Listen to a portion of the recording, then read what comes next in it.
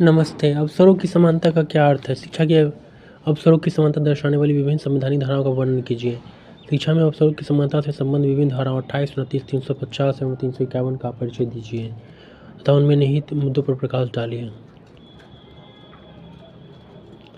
अवसरों की समानता एवं उन्हें दर्शाने वाली संवैधानिक धाराएँ। अवसरों की समानता से अभिप्राय होते हैं कि देश में सभी बच्चों को बिना किसी जाति, धर्म, संप्रदाय, भाषा अथवा किसी भी आधारभूत बाधा के समान रूप से सभी कार्य करने, प्राप्त अवसरों का लाभ उठाने की स्वतंत्रता हो। यही बात शिक्षा के क्षेत्र में भी लागू होती है। सभी को समान रूप से शिक्षा के अवसर उपलब्ध करवाना सरकार का संवैधानिक उत्तरदायित्व भी है। हमारे देश में शिक्षा के अवसरों में समानता दर्शाने वाली प्रमुख धाराएं निम्नलिखित है। धारा 28 है। धारा 28 का संबंध धर्मनिरपेक्ष शिक्षा से है। धर्मनिरपेक्ष शिक्षा का प्रावधान धारा 225 में भी है। भारत एक धर्मनिरपेक्ष देश है तथा प्रत्येक धर्म को अपने धार्मिक प्रचार फैलाने का अधिकार है। अनुच्छेद 25(1) के अनुसार भारतीय संविधान इस बात की व्यवस्था करता है कि सभी नागरिकों को उनकी इच्छा के अनुसार धर्म अपनाने, प्रफुल्लित करने तथा प्रचार करने का अधिकार है। अनुच्छेद 28(1) के अनुसार शैक्षिक संस्थाएं जिस राज्य के अनुदान से चलाई जाती है उन संस्थाओं में धार्मिक शिक्षा देने पर पाबंदी होगी। अनुच्छेद 28(2) में स्पष्ट किया गया है कि अनुच्छेद 28(1) उन संस्था पर लागू नहीं होगा जिसका प्रबंधन तो राज्य सरकार करती है, परंतु किसी ट्रस्ट या विशेष अधिकार आदि के साथ संपन्न विधि द्वारा स्थापित की गई है।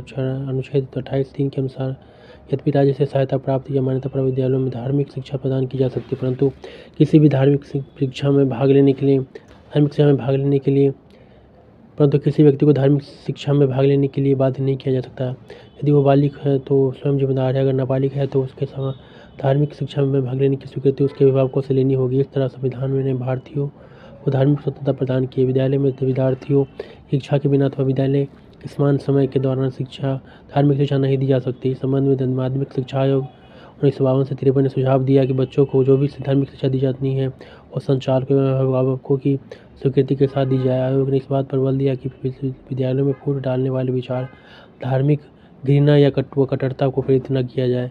भारतीय शिक्षा आयोग 1964-66 ने सुझाव दिया कि धार्मिक शिक्षा के स्थान पर नैतिक, सामाजिक व आध्यात्मिक मूल्यों की शिक्षा दी जानी चाहिए। धारा 29,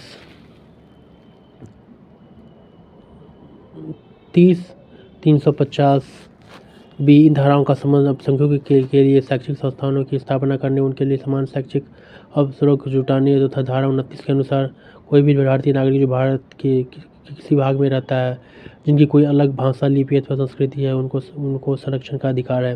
किसी भी नागरिक को राज्य द्वारा चलाई जा रही शैक्षिक संस्था अथवा राज्य द्वारा अनुदानित संस्था में धर्म, जाति, कबीला अथवा भाषा के भेदभाव के कारण प्रवेश नहीं किया जा सकता। अनुच्छेद 30 के अनुसार सभी अल्पसंख्यक लोगों को चाहे वो धर्म या भाषा के आधार पर ही हो, उन्हें शैक्षिक संस्थाएं स्थापित करने, उनका प्रबंधन करने का अधिकार होगा।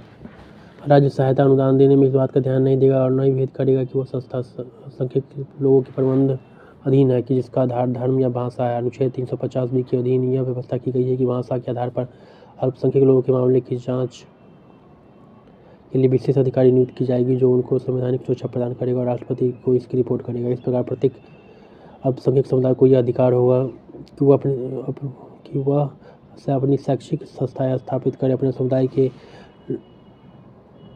समुदाय के लोगों को अपनी भाषा में शिक्षा दे। यदि सरकार की ओर से कोई सहायता अनुदान देने का कोई संवैधानिक प्रबंध नहीं है, लेकिन फिर भी यदि सरकार किसी संस्था को सहायता अनुदान प्रदान करती है तो उसको कोई अधिकार नहीं होगा कि उस संस्था पर किसी प्रकार का अपना नियम या शर्त लागू करे। राज्य सरकार अल्पसंख्यक शैक्षणिक संस्थाओं के प्रशासन और प्रबंधन पर ध्यान दे सकती है।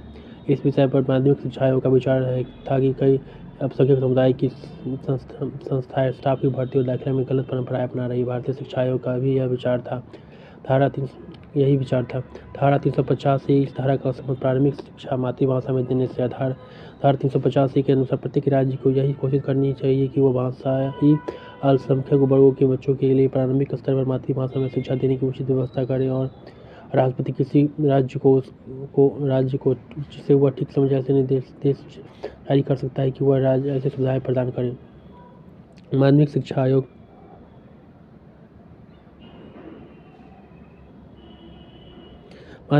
ने भी भाषाई अल्पसंख्यक समुदाय से संबंध रखने वाले बच्चों को प्रारंभिक शिक्षा मातृभाषा में दिए जाने पर जोर दिया। कोठारी आयोग ने भी मातृभाषा को शिक्षा के माध्यम बनाने की पुष्टि की। आयोग के विचार के अनुसार चुने गए माध्यम बच्चों को इस योग्य बनाए कि वह सरलता से ज्ञान प्राप्त कर पाएँ, अपने विचार स्पष्ट रूप से प्रकट कर पाएँ और सजीवता व शुद्धता से सोच सके, इस दृष्टिकोण से मातृभाषा का दावा सर्वश्रेष्ठ है। धारा 351, इस धारा का संबंध हिंदी भाषा के विकास एवं प्रचार प्रसार से है। धारा 351 के अनुसार केंद्र का यह कर्तव्य है कि वह राष्ट्रीय भाषा हिंदी को विकसित करे, जिससे इस भारतीय संस्कृति के तत्वों को प्रकट करने का माध्यम भी बनाया जा सके। जहाँ मातृभाषा का विकास आवश्यक है, वहीं राष्ट्रीय भाषा लिपि का भी प्रसार भी अति आवश्यक है, क्योंकि राष्ट्रीय भाषा के प्रसार के बिना राष्ट्रीय एकता का विकास संभव नहीं है। संपूर्ण राष्ट्र में भावनात्मक एकता को विकसित करने के लिए राष्ट्रीय भाषा का ज्ञान बहुत प्रभावशाली सिद्ध हो सकता है। संविधान में यह भी व्यवस्था की गई है कि संघीय सरकार की भाषा हिंदी होगी, जिसकी लिपि देवनागरी होगी। इस उद्देश्य को प्राप्त करने के लिए आवश्यक है कि हिंदी भाषा को धनी बनाया जाए, जिससे वह संघ की कार्यकारिणी भाषा बन पाए। इसके अतिरिक्त जिन क्षेत्रों में हिंदी का प्रयोग नहीं होता, वहाँ भी इसके प्रसार के लिए प्रभावशाली कदम उठाया जाए। धारा 28 का संबंध धर्मनिरपेक्ष शिक्षा से है। धारा 29 का संबंध कोई भी भारतीय नागरिक जो भारत के किसी भी भाग में रह रहा है, जिनका कोई अलग भाषा, लिपि अथवा संस्कृति है, उनको उसके संरक्षण का अधिकार है। धारा अनुच्छेद 30 के अनुसार सभी अल्पसंख्यक लोगों जो चाहे धर्म व भाषा के आधार पर हो, उन्हें शैक्षिक संस्थाएं स्थापित करने और उनके प्रबंधन का अधिकार होगा। अनुच्छेद 350 के अधीन यह व्यवस्था की गई कि भाषा के आधार पर अल्पसंख्यक लोगों के मामले की जांच के लिए विशेष अधिकारी नियुक्त की जाए, जो उनको संवैधानिक सुरक्षा प्रदान करेगा और राष्ट्रपति को इसकी रिपोर्ट करेगा। धारा 351A, इस धारा का संबंध प्रारंभिक शिक्षा मातृभाषा में देने से है। धारा 351 इसका संबंध हिंदी भाषा के विकास और प्रचार प्रसार से है।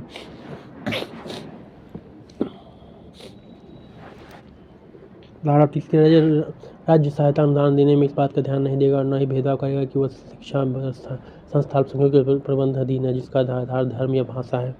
और जहाँ धारा 29, किसी भी नागरिक को राज्य द्वारा चलाई जा रही शैक्षिक संस्था अथवा राज्य द्वारा अनुदानित संस्था में धर्म, जाति, कबीले अथवा भाषा के आधार पर भेदभाव के कारण पर प्रवेश निषेध नहीं किया जा सकता।